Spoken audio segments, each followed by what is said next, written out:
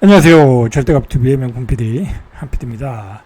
자, 우리나라의 가장 큰 문제를 딱 정리해보면 저출산 고령화 지역 불균형 발전이에요. 그죠? 가장 큰 문제가 그거예요. 우리가 지난 시간에 봤듯이 2052년이 되면 3,400만 대, 지금 5,100 몇만 대니까 3,400만 대. 그러면은 3,400만 대면 광역도시가 다 없어지는 거예요. 광역도시가 다 없어진다. 자, 이제 그 전에 없어질 도시들이 있겠죠. 그 전에 없어질 도시들이 벌써 나오고 있어요. 그죠? 인구 한 5만 이하의 도시들, 2만 이하의 도시들. 자, 그런 도시들은 지금 다 사라지고 있어요. 그죠? 왜?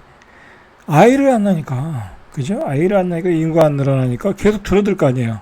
그러면 병원부터 없어지는 거고, 약국 없어지고, 쇼핑센터 없어지고, 그러니까 사람이 못 살죠. 그러면 다 사라지는 거, 없어지는 거예요.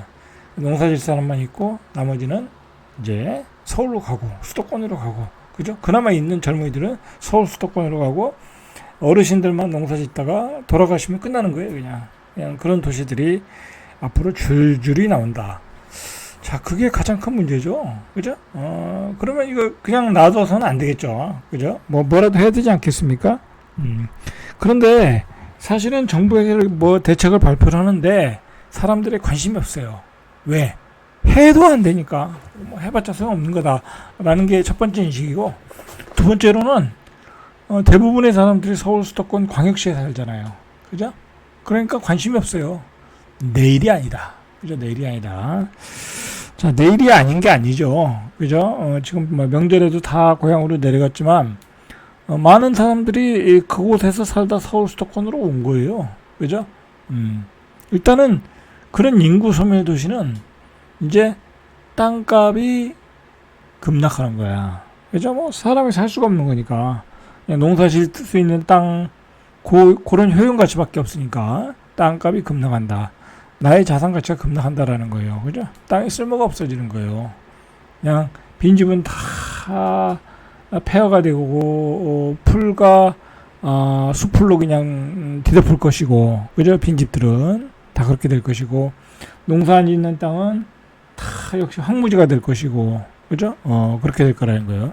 자, 그래서 정부에서는 노력을 해야 되겠죠. 그죠? 지금 살고 있는 분들이 어떻게 뭐랄까요?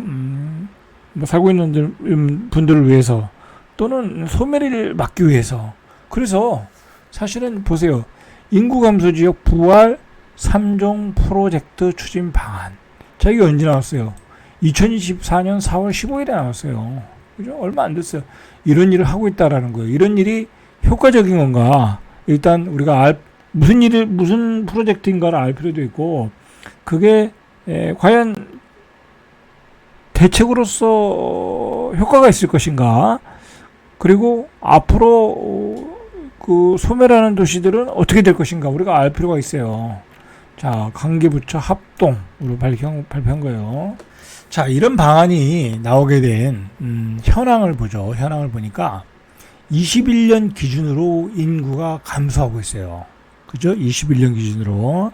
자, 급격하게 감소되는 지역은 소멸지구라고 하는 거죠. 소멸. 자, 인구가 감소되고 있다. 자, 그걸 기점으로 해서 24년도에 발표했어요. 자, 정부는 인구 감소 지역을 21년도에 지정했고, 이제 그때 지정을 한 거죠. 그리고 특별법을 제정했고, 인구 감소 지역을 위한 기반 구축을 했어요. 자, 그래서 나온 결과가 첫 번째 나온 프로젝트가 이거라는 거야. 세 가지 프로젝트. 자, 일단 요약을 보시죠. 세 가지 프로젝트가 뭔지. 자, 우리가 많이 듣던 용어예요. 생활인구를 늘리자. 그죠? 생활인구. 쉽게 얘기해서, 서울에 살던 사람이, 어디라고 할까요? 예를 들어, 저기 경상도에, 전라도에 조그만 읍내. 그죠? 그런 데 가서 살지 않잖아요. 그죠? 이사를 안 간다, 이거야, 이제. 이사를 안 가니까, 주말이라도, 그죠? 한 달에 한두 번이라도 갈 수 있도록 그런 생활 인구를 늘리자. 그죠? 쉽게 말해서 세컨드 하우스. 그죠? 아니면 전원 생활. 그죠? 그런 인구를 늘리자는 게 첫 번째 방안이고요. 자, 두 번째 방안은 뭐냐면, 쉽게 말해서 관광지를 만들어서 지역 특성을 고려한 관광지를 만들어서 그것을 활성화해서 그리고 관광지를 만드는데 투자를 지원해서 정부가 그래서 관광객이 많이 모이도록 하자. 해외여행 가지 말고 국내 관광객을 활성화해서 그 지역을 활성화시키자. 이게 뭐예요? 방문인구죠. 그죠? 방문인구. 한마디로 사람이 있어야 도시가 돌아가는 거잖아요. 그죠? 이 두 가지. 그리고 세 번째로는 요즘 시골에 가면은 농사 짓는 분들 어떤 인력들 있죠. 농사 짓는데 품삯 파는 그런 인력들이 우리나라 사람들이 별로 없어요. 노인들하고 외국인들. 그죠? 그래서 이 외국인들에게 비자를 많이 주자. 그죠? 비자 쿼터제를 확대하자. 그렇게 해서 정주 인구를 늘리자. 외국인들은 거기서 살면서 소비를 하잖아요. 어쨌든. 그죠? 그래서 정주 인구를 늘리자. 거기 있으면 뭐 은행도 있어야 될 거고, 그죠? 그 다음에 슈퍼도 가야 될 거고. 자, 그래서 생활인구, 방문인구, 정주인구를 늘리자. 자, 이렇게 해서 지역 소멸을 막아보자. 이게 바로 지역 감소지역 부활 3종 프로젝트예요. 그죠? 자, 이런 거예요. 자, 실제로 지방의 인구가 감소되니까 빈집이 증가하고 인력이 부족하고 일할 수 있는 인력이 없는 거죠. 그리고 지역 경제가 공동화되고 인구는 감소하고 그죠? 이런 악순환을 초래하고 있다는 거죠. 자, 이러다 보니까 보세요. 보육, 교육, 의료, 주거 등 지역 특례 근거를 마련하고 국세, 지방세 감면. 자, 이렇게 감면을 해주고 있어요. 그죠? 해주고 있으면 뭐예요? 그죠? 아이를 안 낳는데. 자, 여러분들, 이 현황을 보세요. 지역 감소 지역을 보세요. 89개 시, 군구를 인구 감소 지역으로 지정했어요. 89개. 자, 21년 기준이니까 지금은 훨씬 많이 더 늘어났겠죠? 그죠? 뭐, 부산도 계속 감소하고 있으니까. 자, 인구 증감률, 고령화 비율, 초출생률 8개 지표를 활용해서 인구 감소 지역을 지정했어요. 자, 이 지정한 내역이 이렇게 있어요. 자, 보세요. 부산은 3곳, 동구, 서구, 영도구. 대구는 남구, 서구, 군위군. 인천도 감소해요. 강화군, 웅진군. 경기도도 감소해요. 가평군, 연천군. 경기도도 이게 외곽은 더 늘어나겠죠. 그죠? 강원도는 대부분이 감소하고, 그죠? 충청북도는 괴산, 단양, 경치 좋은 데죠? 깊숙한데, 보은, 영동, 옥천, 제천. 자, 심각하죠? 자, 충남도 대부분이 감소해요. 그죠? 공주시, 금산, 논산, 보령, 부여, 서천, 예산, 청양, 태안. 여기서 생각나는 게 홍성하고 서산밖에 없네요. 빠진 게. 그죠? 서산은 기업도시이고 홍성은 내포에서 늘어나잖아요. 그러니까 늘어나는 거예요. 그죠? 다 감소한다. 뭐 전라도도 다 감소한다. 군 단위는 다 감소한다. 그죠? 제일 많은 데 경상북도. 그죠? 경상북도 다 감소. 그죠? 다 감소. 자, 경남도 감소. 이렇게 인구가 감소하니까 경제 편차도 심화되겠죠. 자, GRDP, 시군구 평균 GRDP도 수도권과 격차가 벌어지고 있어요. 그죠? 격차가 벌어지고 있어요. 자, 조금 더 구체적으로 보면 생활 인구를 늘리자는 게 이게 뭐냐면 쉽게 얘기해서 서울에 집이 있더라도 한 채만 있다면, 두 채는 안 되고요. 한 채만 있다면 이 인구 소멸 지역에 가서 집을 한 채 사면 사는 용도는 뭐겠어요? 그냥 놀러 다니기 위해서, 그죠? 그 지역에 가끔 가기 위해서. 예를 들어 내가 집을 가지고 있는데 강원도에 난 자주 가고 싶다. 그러면 강원도에 집 하나 살 수 있잖아요. 그죠? 별장 같은 거, 조그만 별장, 아파트형 별장 같은 거, 그런 거 살 때 사도록 도와주는 거예요. 그죠? 그래서 그 인구 감소 지역에 주택 한 채를 사더라도 1세대 1주택으로 생각해 주겠다. 그죠? 세제 특례를 부여하겠다라는 거죠. 그렇게 해서 주거지가 휴양, 관광, 워케이션 등의 핵심인 만큼 주택 구입 부담 시 생활인구 확충이 가능하다. 자, 그런 생각으로 이렇게 특례를 주겠다라는 거예요. 세금의 특례제를 주겠다. 자, 수도권 광역시를 제외하고 웬만한 지역은 다 가능한 거예요. 웬만한 지역은 접경 지역 광역시도 포함된다. 뭐 예를 들어 강화, 웅진, 뭐 이런데 연천 이런 데도 포함. 광역시도 군지역 이런 지역은 포함시키겠다라는 거예요. 광역시도 다 되는 건 아니고. 자, 살 수 있는 가격대가 좀 한계가 있더라고요. 공시가격 4억 이하. 그러니까 웬만하면 다 살 수 있겠죠. 이런 지역에서는. 뭐 그 이상 사는 거는 고가주택이 될 수 있으니까. 자, 무슨 혜택을 주냐면 재산세. 그죠? 재산세. 1세대 1주택 특례 적용을 해주겠다. 자, 종부세도 1세대 1주택 특례 적용. 그죠? 기본공제 12억 원. 그죠? 자, 양도세도 중과 배제 및 1세대 1주택 특례 적용. 그러니까 두 개 있더라도 중과세 적용 안 해주겠다. 기존의 주택을 팔 때 안 해주겠다라는 거죠. 그죠? 자, 이런 특례 제도를 줄 테니까 소멸 지역에서 집을 사서 가끔 놀러 다녀라. 자, 그런 얘기죠. 그런 얘기예요. 자, 그 다음에 방문인구죠. 자, 방문인구. 이 방문인구 이게 이 세 가지 대책 중 가장 핵심 대책 같아요. 이게 뭐냐면 지역 경제 활성화에 큰 도움이 되나 기존 관광단지 제도는 인구 감소 지역에 맞는 관광 인프라 개발에 한계가 있다. 여러분들 요즘 최근에 그 유튜브를 보면 그 누구죠? 강호발 뭐 여러 명이 그 쇠퇴하는 관광 산업을 막 찍잖아요. 보면 완전히 다 뭐 폐장 분위기잖아요. 그죠? 옛날 관광단지들 뭐 부곡 하와이 뭐 강원도에 어디야 그 설악산의 관광단지 뭐 우리나라 대부분의 관광단지가 노후화돼 가지고 어떻게 보면 이게 업그레이드를 못 시키는 바람에 코로나 이후에 다 폭삭 망했어요. 그죠?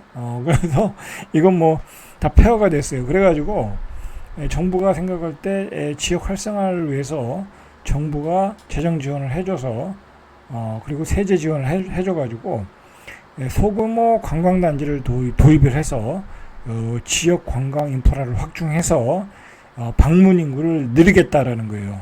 설령 이게 이제 문제는 뭐냐면 설령 성공을 해요. 그죠? 이렇게 다 이제 뭐 재정을 투입했으니까 졌어. 근데 처음에는 오픈발로 잘 될 수 있지만 한계가 있을 수 있겠죠. 그죠? 몇 번 가보니까 재미도 없어. 그죠? 별로 뭐 볼 것도 없어. 그리고 프로그램이 계속해서 업그레이드 돼야 되는데 그것도 안 돼. 그러면 안 되는 거예요. 그죠? 안 돼. 한계가 있는 거. 이건 시작부터 한계가 있는 거야. 애초부터 시작부터 한계가 있는 거야. 이 경쟁이 안 되는 거예요. 경쟁이. 그죠?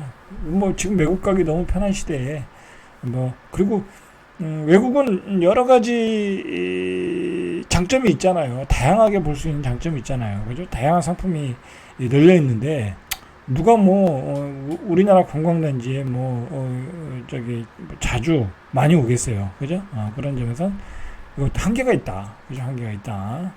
자, 내용을 보니까 이게 기존에 50만 제곱미터, 그죠? 50만 제곱미터를 할 때 관광단지를 지정 규모했어. 그죠? 지정했어요. 근데 그 규모를 대충 축소하겠다. 왜냐면 이렇게 되면 돈이 너무 많이 들어가고 개발이 잘 안 되니까. 그래서 인구 감소 지역의 경우에는 50만에서 5만이면 가능하다. 그죠? 30만까지. 그죠? 그리고 시설도 세 가지 종류 이상 구비해야 된다라는 게 기본이었는데 두 가지만 그죠? 있어도 가능하다. 공공 편의 시설. 이건 편의 시설은 뭐 우리가 뭐 기본적으로 쓸 수 있는 뭐 기반 시설이니까 주차장 뭐 그런 거잖아요. 화장실, 뭐 관리소 뭐 그런 거니까. 그다음에 숙박 시설이 있어야 되겠죠. 그죠? 이 두 가지만 있어도 구비해도 허가를 해주겠다. 그죠? 관광단지 그 얘기예요. 자, 그리고 기존에는 이 관광단지를 지정을 할 때 시도지사가 승인을 했는데, 자, 인구 감소 지역에 한해서는 시장 군수에게 지정권을 주겠다라는 거죠. 그죠? 빨리빨리 하라 이거 알아서. 그죠? 이 뭐랄까요? 생략을 하겠다라는 거죠. 이 과정을 생략해서 빨리빨리 추진하겠다. 뭐 적용 지역은 역시 인구 감소 지역. 그래서 이 후보지가 나왔어요. 후보지가 이렇게 10개 정도. 그죠? 7개 시군에 10개 사업비는 1조 4천억 원 우선 지정을 했다라는 거예요. 이제 1차적으로 했다라는 거죠. 이제 2차는 또 어디를 좀 모르지만. 자, 보세요. 어떤 지역들이 추진하고 있나? 과연 이게 보면요, 우리가 신문에서 좀 봤던 거예요. 자, 보죠. 의림지, 제천이죠. 그러니까 이게 의림지가 이게 그 옛날에 저수지예요. 우리 명승지라고 해야 되죠. 우리 옛날에 농사를 지을 때 저수지죠. 굉장히 큰 저수지죠. 거기를 관광 휴양형 리조트로 만들겠다. 주변지도 관광지가 좋으니까. 근데 그런 그 뭐야 리조트만 있으면 뭐예요, 그죠? 휴양지만 있으면 뭐예요? 숙박 시설이 있어야 되겠죠, 그죠? 그런 숙박 시설, 부대 시설을 짓겠다, 그죠? 1,200억, 21년도부터 27년까지, 그죠? 이것도 이제 시작한 것 같고, 그 다음에 청풍호반 이스트림 파크, 요거 들어봤죠? 청풍호반 이스트림 파크, 이 이스트림, 그죠? 이스트림 스포츠를 체험하는 거죠, 그죠? 자, 그런 것도 23년부터 26년까지 여기 비용은 한 300억 원, 그렇게 뭐 많이 들어가는 건 아니에요. 자, 이 충청북도에 또 많네, 이런 게. 자, 단양역 관광시설, 호텔도 짓고, 미디어 커널, 케이블카도 짓고, 문화공원도 짓고, 1133억, 그죠? 이렇게. 자, 그 다음에 요것도 충청북도네. 시루섬 관광 레저타운, 그죠? 웰빙 리조트 단지, 그죠? 다 비슷비슷하죠? 3천억 원. 자, 고창도 해요. 고창 종합 테마파크, 리조트, 호텔, 컨벤션 시설, 인피니트 풀.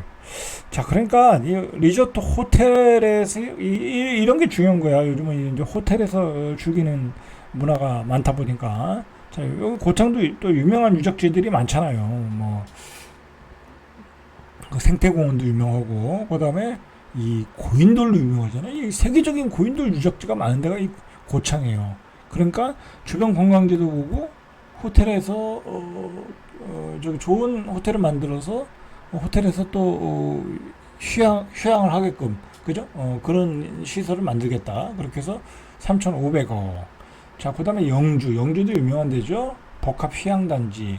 근데 보면 다 비슷비슷해, 그죠? 이게 차별화가 별로 없어, 그죠? 그게 한계인 거야, 사실 우리나라는. 그게 한계인 거야. 다 비슷비슷해요. 자, 그 다음에 여기는 어디예요? 사업명은 미정. 여기는 미정이고, 그 다음에 여기는 뭐 남해안인데, 남해 라이팅 아일랜드 숙박시설, 루미나 시설, 뭐 이거 다 비슷비슷해요. 그러니까 호텔을 짓는다는 거야. 휴양지에 호텔 짓는다. 뭐 그런 얘기겠죠, 그죠? 리조트라는 게 호텔이니까. 식스센스 태양의 섬, 뭐 이런데 이렇게 한다. 그래서 뭐 완공을 앞둔 데가 있고 추진하는 데가 있고 그렇다는 거죠. 남해 대지 포엘리스 온천단지, 그죠? 이런 것들 자 짓고 있다. 자, 세 번째 사업이 뭐냐면 정주 인구, 그죠? 거기 정주를 해야 사람들이 돈을 많이 쓸 거 아니에요. 이거는 뭐 간단해요. 그냥 외국인들 비자를 조금 더 확대하자라는 거죠. 외국인 노동력이 모자르거든요, 지금, 그죠? 자, 23년 1,500명에서 24년 3,291명 점점 확대해주자라는 거죠. 2.2배 엄청나게 확대했죠.